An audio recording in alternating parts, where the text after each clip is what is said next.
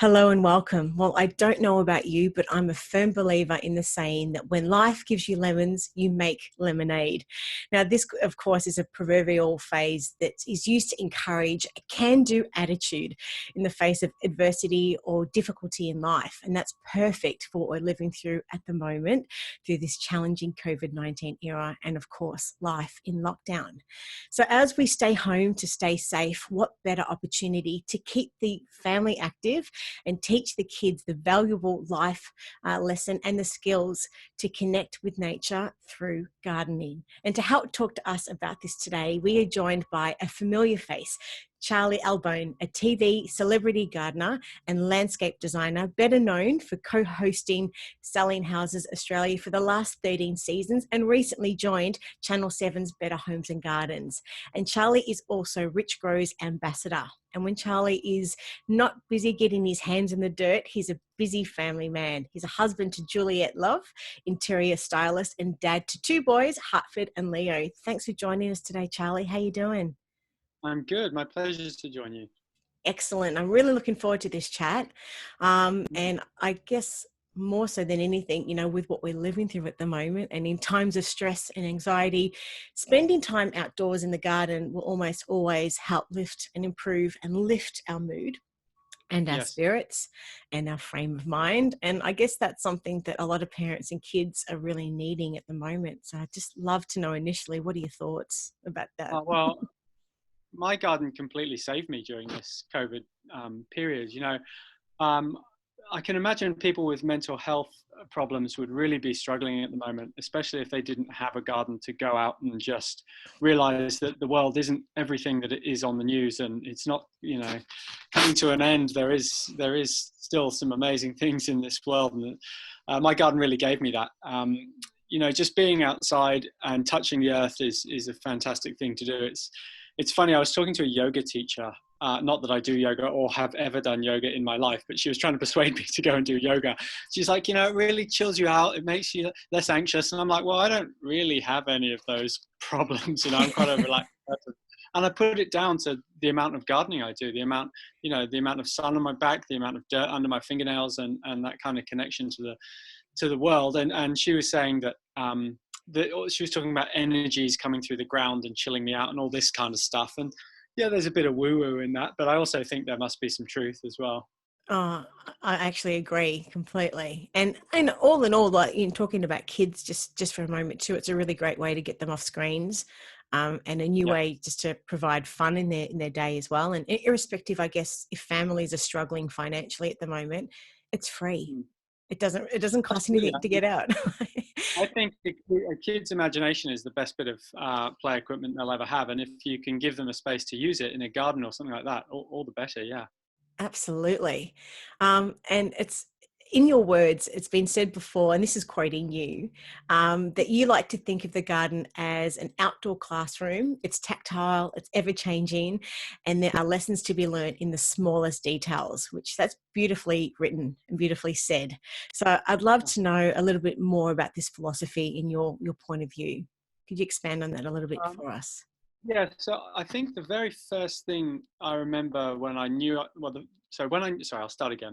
When I knew I wanted to get into gardening I knew the moment pretty much when I saw this bulb called a snakeskin fritillaria coming out of the ground, and the petals are covered in, like, it looks like snakeskin. And I thought this was the most amazing thing. I was 18 years old, and it just took me back to being, a child when you discover something for the first time. And that sort of finding those minute details in life is a real joy. And I think if you can show kids bulbs coming up and things like that, it just excites their imagination. So that's kind of my theory on And that. Yeah. it's an incredible moment in your life when your life passion just drops and you just know what you're here to do and what you're passionate about. Was that moment for you then?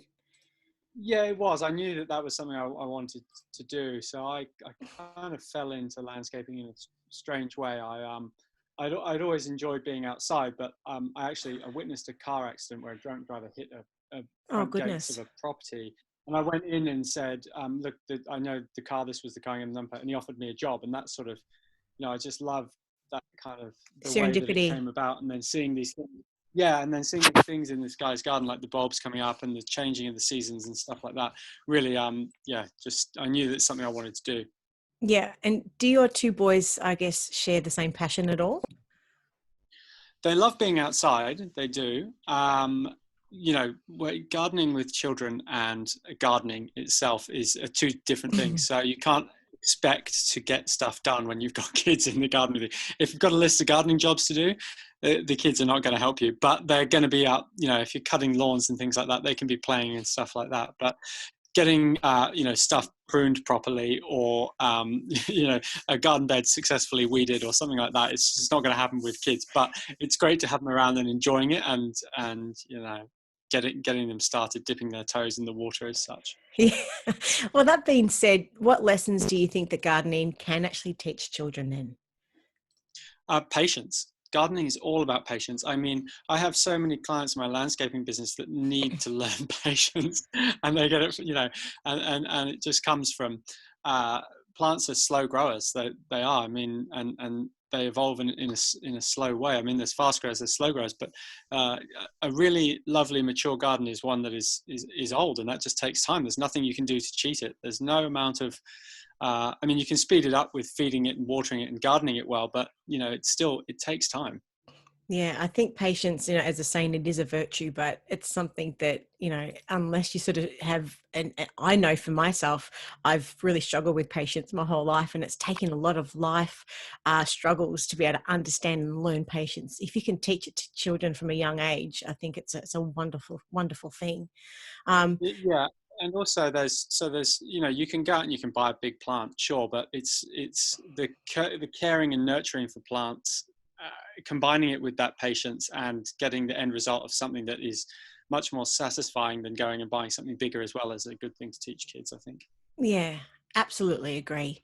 Well, I've done a little bit of research on other stuff that it can teach kids, and I just wanted to run through them to get your thoughts on Yeah, them. okay. The first one is that it can teach kids about how life starts from the ground up, and of course, where their fruit and vegetables come from in particular.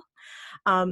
And there was some research that had shown that when kids have a part in growing their own vegetables, that they're actually more likely to eat them. And another study, this particular one was from the University of Florida in 2016, but they found that the benefits that continued into adulthood, as more so as the college students ate more fruit and vegetables as adults when they actually grew them as kids, which is interesting. So, what are your thoughts on That's really that? interesting. I couldn't agree more. I think you know, we've got a veggie patch that our kids come and help out in. They've also got their own sort of veggie patches, which grows literally nothing. It's just a space for them to potter around and be like mum and dad. But it's a great way of explaining how things happen. You know, we've got cauliflower and broccoli at the moment, and to show the kids, like, pull the leaves apart and discover when it starts to grow, and then as they go out on the daily and watch it kind of getting bigger and bigger, I think that's fantastic. And they are much more likely to eat it, and it gives you a point of reference to get them to eat other things that you might not be growing as well. So you kind of Yeah. explain how stuff grows, and we've got chickens as well, so every time we eat chicken they ask, is this one of our chickens? I'm like, no, there's still 6 out there, go count them. Yeah. So but they kind of get that whole idea of that sort of where does your food come from and what are you actually eating. Yeah. And next on my little list, I've got it can also teach kids about the environment and just how to appreciate it. What are your thoughts? Yeah, definitely. So we have a compost heap as well, which is you know, and separating your waste out, and I mean, it's amazing when you start a compost how much green waste you actually make in your kitchen. It's staggering, really, and it's really good to show the kids that. Make sure they separate their recyclables properly, and you know, it just, the more you can teach them about that stuff, it just ingrains it into them, and then they don't have to think about it when they're older. They just do it. And just the early lessons about sustainability as well, I guess, which is really, Yeah, really totally. important on that. And showing them the stuff that actually does go in the bin and does go in landfill, and that can't be recycled or reused, then it's kind of good to show them that too, because they need to know the whole picture. Oh, couldn't agree with you anymore. Next on our list, we've got how to nurture the growth of something that is just alive. So, and that's what you were sort of talking about before, I guess, too, is just the patience of having something maybe that's small that's going to take time to grow. I don't know. What are your thoughts? Nurturing plants is so satisfying when it goes right, but it can be so disheartening when it goes wrong as well. But it's really good to show kids how things grow. If you overwater them, if you don't water them enough, what happens to them? Why did that happen? And I mean, kids are smart. They'll put two and two together if you're not doing something right and it's not looking its best. So that's a lesson for them to learn themselves. But you give them the tools to start off, teach them they need water, they need light. Why is it burning on the edges? Does it have too much water? Is it too much sun? And that kind of thing is really As important. well. Then they take ownership of it. Yeah. Yeah. And what about the health benefits? I mean, kids are likely to get covered in soil and dirt. But I guess as a question, is this type of bacteria good for children? Look, I'm not a scientist, so I don't want you to hold me to that. But I know that I'm very rarely sick. I have a very good immunity, and I think that's from having my hands in the dirt the whole time. And I mean, this COVID thing's sending me crazy because I have to wash my hands so much, which I'm not used to. And my kids. So in the lockdown, I started a little ISO project where we extended our veggie patch into. We have a 5-acre property up the coast, and we sort of pushed out to do a big kitchen garden. And it rained a lot, and so we had this huge mud pile, and the kids just spent the whole day covered in head to toe in mud. I just thought it's fantastic. It's going to be good for them, good for their immunity in some way or another, for sure. And I was reading that soil helps expose kids to germs that help them build a strong immune system. And also that researchers had noted that kids who come into contact with microbes, let's say if they're growing up on a farm or something like that, actually have lower rates of allergies too. So all good stuff, just not good for the laundry. Not good for the laundry. Definitely not. Stop wearing white outside, that's for sure. But it's going to affect to having pets, isn't it? It's the same thing. Yeah. Now, we published your article titled Top Tips for Gardening with Kids, and it's a beautifully written article that I found emotive yet very informative. So for someone who hasn't yet read the article, could you please tell us what it's about and just what inspired you to write it? Well, I guess my kids inspired me to write it, and the whole lockdown scenario. We had our kids out of school long before they were schools were closed in New South Wales, and having them around and spending more time with them, I guess I wanted to share what I enjoy with my kids and what I enjoy in the garden, and hopefully give that to parents that don't really know sort of where to start, and those that don't see a point in it, maybe to inspire them to get outside. That's why I enjoy doing TV. I still find it incredibly awkward, but it inspires people to get into gardening, and that's kind of what I love to do.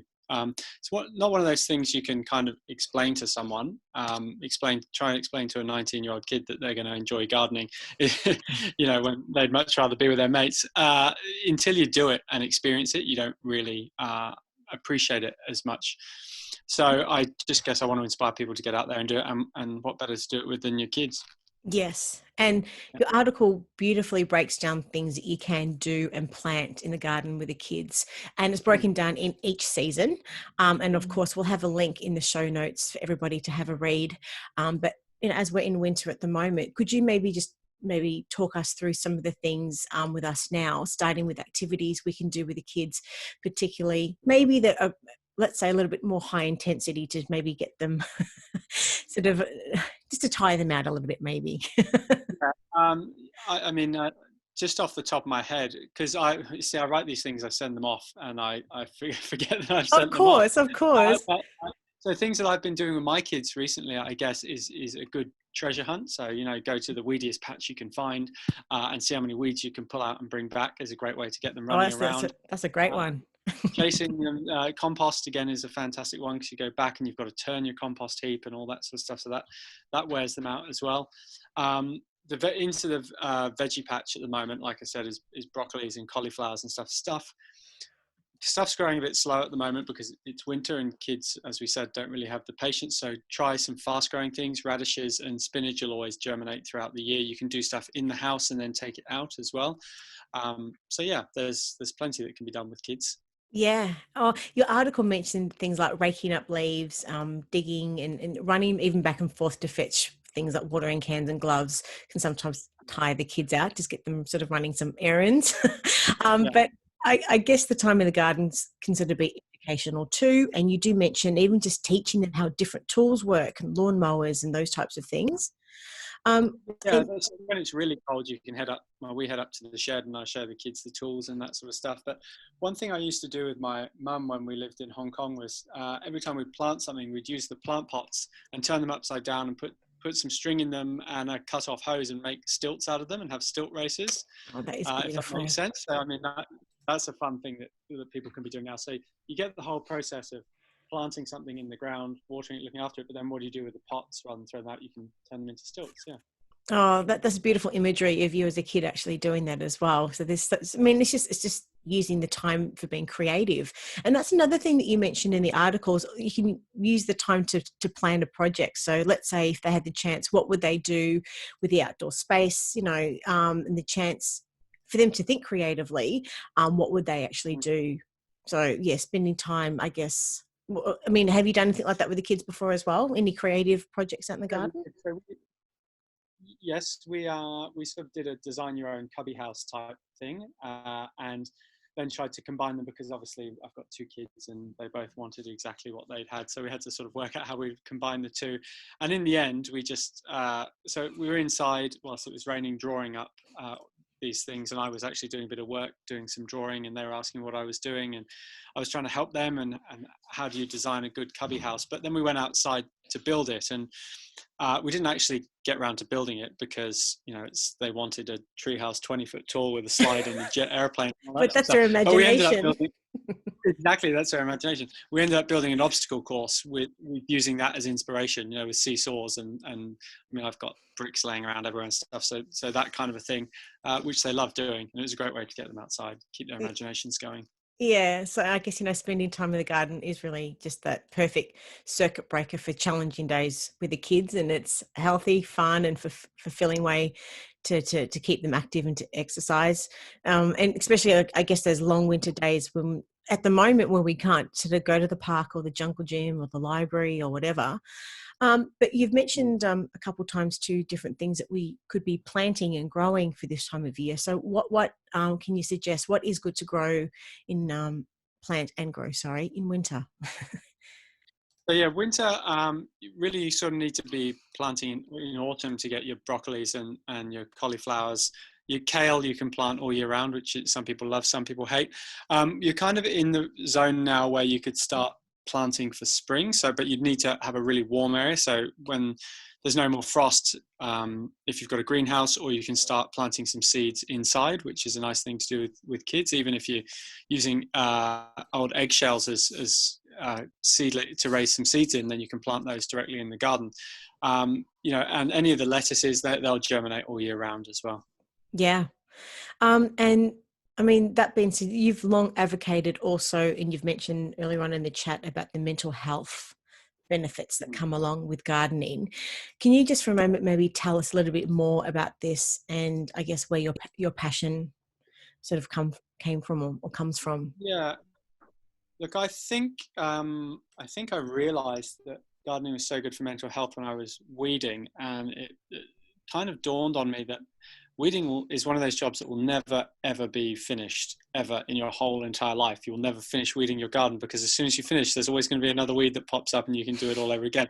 And you kind of realize that, okay, well, this isn't a job to be finished. This is just something that needs doing, and you use that time to zone out and enjoy the quiet time, and don't get upset if one of the kids runs out and you need to go and do something with them, because the job was never going to be finished in the first place, if that makes sense. So it's something you can always go back to and just chill out and zone out and pull weeds. And I think having that mindset with gardening, understanding that it's a growing, living thing that you're dealing with, really takes the stress out of life. You're not trying to create perfection. People see these perfect gardens and they try and create perfection, but that's just a snapshot in time when someone's just finished cutting all the hedges or something like that. So yeah, don't be so hard on yourself, people. Just enjoy it. Enjoy the small things in life.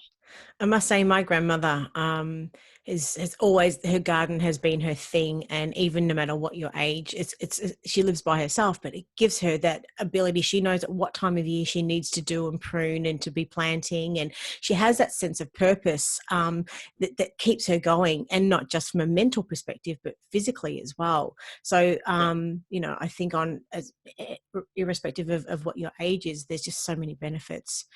She Oh yeah. also, yeah, sorry, go. I was going to say my mum's a keen gardener as well, and for those that are a bit, bit worried about taking on a garden or keeping a garden up, a garden diary is a fantastic way to make sure that you always, you're always doing the right thing. Make a note, and then if there's a mistake or something, flowers late or come, you get frost on some fruit that shouldn't have, then you can look back to when you planted it and when you fed it and things like that, and it's just a great record to keep. Absolutely.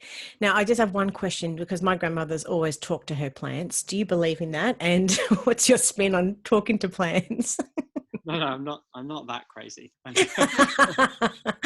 just wonder, because people do talk to their plants, and they swear by it. Yeah, my wife talks to her plants. My wife talks to everything. She talks to our houses, our plants, everything. I'd like that. Um, if it makes you happy, go for it. Yeah. But I I think guess, everything's some kind of energy, and if you can speak to it, great. yeah. But I guess as human beings overall, we are sort of, we do generally feel happy and much more optimistic around plants and nature as they are living as well. So, and do you think it's sometimes too just the simplicity about caring for plants, given that they are living and nurturing them, that is part of what the benefits are from a mental health perspective? Yeah, absolutely. It gives you something. I mean, it sounds crazy to say looking after a plant gives you something to wake up to do. It gives you some kind of purpose, but it does. It's enjoyable to watch stuff grow and look after it. So Yeah, and I definitely. don't know why it does that, but it does that. Yeah. Yeah, and definitely, it's a sense of purpose while we are sort of in lockdown, and all great lessons for kids as well. Yeah. Now, getting back to what we were saying at the start, you're the Richgro ambassador. And for anyone that doesn't know who Richgro are, they are an Australian-owned fourth-generation business, proudly West Australian-owned, that has been helping Australian backyards and front yards, of course, grow beautifully for over 100 years. And so they're obviously doing a lot that's right. So I'd like to know from your perspective, what is it that makes, I guess, their gardening products and as a company stand out from the rest from your perspective? Well, for me, I love working with family-owned businesses, which is what it is. And like I'm a landscape designer. I work on TV. I do all of that, but at the heart of it, I'm a gardener, and that's kind of where it all stems from. And when I met with them, it was evident that they're gardeners too. And we sat down and we just started talking about what do you grow and how do you grow it, and there was just a really nice rapport there, and I understood that what they do is the best for the garden, really. And I just really wanted to be involved with them, and they took me to their plant in Western Australia, and it's absolutely incredible how they create their compost, their potting mixes, their recycling. So they've got this giant thing called, what they call it, the stomach, I think, where they collect green waste and food waste and turn it back into compost, and they use the methane as to power the plant. And it's really incredible the way that they kind of are looking at the environment as well as producing what they produce. So it's like your values aligned, given that it's Absolutely. Yeah. purpose built as opposed to anything else Yeah. first. Yeah, Yeah. absolutely. Yeah. And I guess as an ambassador, that's something that it would be very important. I think for anyone that's put in their face and their name, you wouldn't be supporting anything that wasn't purpose built, of course, and driven. Of So course. yeah. Of So course. what products? And Oh, sorry, go. I've also used their product and it works, which helps. Well, that being said, what products do you recommend parents consider buying from their range? Yeah, because they've got quite a lot available in their range, don't they? They've got a huge range, and they've got a huge range of sort of specific fertilizers. So, fertilizer for rose or for citrus. So, really well designed for those plants. But if you're concerned about children putting dirt in their mouth and things like that, they've got a really good organic range, which I use on all my vegetables, Mm-hmm. both liquid and slow release. But also, they've got a fantastic couple of things. One called Beta Weed, which is a safe spray that you spray on weeds. So it's basically salt and vinegar that just you can literally watch the plants dissolve over the day in front of you. So that's really good to use because it's safe around pets and safe around kids. Oh, I need some of Rather that. than, yeah, rather than something that's really toxic. And there's also Beta Bug as well. So you can spray it on your veggies and things like that to get all those pests and diseases. And it's made of like chili and garlic and lots of natural products as well. So they're really good because they're effective and they're safe. That's awesome. Well, I'll be heading straight to Bunnings to do that because my weeds are out of control at the moment down here in Melbourne with a bit of rain and everything else. They just do not stop. It's just really, Winter's the time to get your weeds out for sure. Get ready for spring. it's like butter. It just sort of just falls out of the ground. It's beautiful. But in general, what are some of your favorite products to use in the garden, just in general then? Well, I like the Black Marble rose food.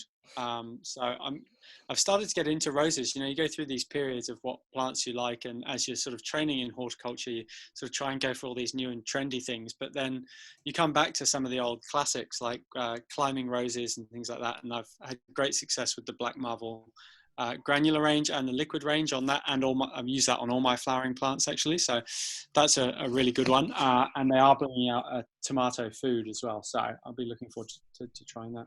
Awesome. So all in all, I guess they've got a really strong lineup of natural, sounds like organic sort of fertilizers, soil soakers as well. What are soil soakers?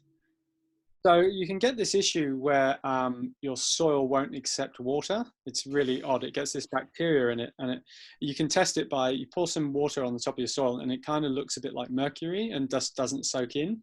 You've got a problem called hydrophobia, where basically your soil is scared of water. So you need to use a soil wetter, which allows the water to penetrate. And it's good to use it even if you don't have this problem, because it just means the water will soak really deep into the soil and get to the roots where the plants need it. So you get better, more effective watering, which is good in times of drought and things like that too. So this would be something maybe more so in warmer parts of Australia, would you say? You Or would does it still matter? find it. You'd still find it in Melbourne, down South Australia, and all that sort of stuff. You do get it all over, and it's a good way of making sure that. I mean, water is a lazy thing. It'll take the easiest route when it hits the ground. So by using a soil soaker, it just means you get better absorption throughout the whole soil profile. Mm-hmm. Yeah. Awesome. And they've got their potting mixes and then a whole heap of different products to help control pests and diseases. So Yeah. any particular ones to help sort of control those narky little critters in the garden? That beta bug I was talking about is definitely the way to go. It's all natural, you know, the garlic, the chili, there's pyrethrum in there. So it just takes out any of those things that you don't want. You know, chemicals get a bad rap, and for good reason, but I think it's more about the way people use them. So some chemicals can be used really effectively if they're used properly, but a lot of people don't know how to use them, especially around kids and animals, and that can cause problems. If you're using something that's natural like beta bug, you don't really have those concerns. So it just makes for safer gardening. So talking about that, are all of their products safe for kids to have exposure to, or just certain ranges that the Just the parents should be natural aware? ranges and the organic ones. Yeah, you can be confident in the organic and the natural ranges. All the other ones, you just want to make sure you read the application and the application on on directions on the back of the pack, and just do what it Yes. says. By adding more, you do not get extra growth. You do not get extra dead weeds or anything like that. You're just using it at the wrong amount, and it will just cost you money. So just do what it says on the packet. Great advice. Well, thanks for this chat today, Charlie. I've really loved this time with you. And I think overall, you've really shown us, of course, how fostering a love of gardening and just the outdoors in general is that lifelong gift that any parent can sort of give and bestow on their children. And we just hope that many and everyone listening will actually go ahead and start doing that, even if they haven't done it before. This is what a time, and that's what we said at the very start of the chat, what a time now to use this opportunity. So in general, if parents have got any other questions about their range, or whereabouts can they go to actually sort of to purchase their range then? So Richgro are stocked in Bunnings, but they're also stocked in various independent nurseries around Australia. So you can head there. The good thing about gardeners is they're really happy to give you their information for free. So if you are getting started, now is the perfect time. Just have a go. Don't worry if you get it wrong. I still kill plants to this day. But I have more successes than I have failures, and that's what keeps me going and what I love. So just have a go. Yeah. And just in closing, we've sort of covered off quite a lot of information. What sort of key messages would you have for any parent watching or listening at the moment, just with regards to getting the kids out and gardening in general? Just enjoy it, and enjoy the feedback you get from the kids when they start enjoying it. Just really cherish that, because learning something for the first time, and like I said back at the beginning when I first saw that bulb come up, that's an experience they'll only get once. So just make sure you're engaged in your kids. I live a very busy life I have a lot of work on and a bit of travel, but when I'm with my kids, I'm with my kids 100%, and that's the most important thing you can do in the garden. Yes. Thank you for your advice and for your time today, Charlie. As I said, we've really loved chatting with you. Take care, give our love to the family, and just stay safe. See ya. Yeah. Bye.